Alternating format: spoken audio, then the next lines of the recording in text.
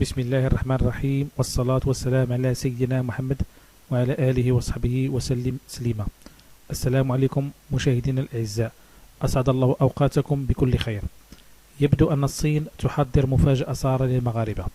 فقد أكدت العديد من المصادر الصينية أن افتتاح قنصلية الصين بالعيون أصبح مؤكدا،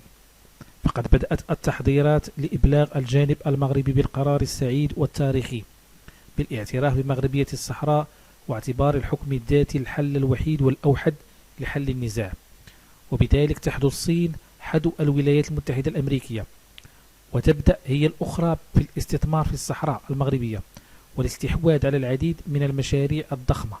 التي سينجزها المغرب في صحرائه، ومن موانئ ومطارات وطرقات وغير ذلك، واستغلال العامل الوقت، خصوصا بعد الأنباء السعيدة التي تتوالى تباعا بأن العديد من الدول منها إيطاليا وألمانيا والبرتغال يستعدون لفتح قنصلياتهم في الصحراء المغربية، وبذلك تحاول الصين استباق الزمن والحصول على أكبر عدد ممكن من المشاريع والاستثمارات قبل وصول هذه الدول الكبرى. أما نحن كمغاربة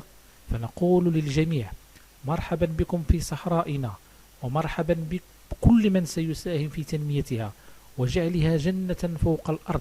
ومرحبا بكل من سيأتي بالخير لسكانها المغاربة الأحرار، والخزي والعار للخونة المرتزقة وكل من يدعمهم.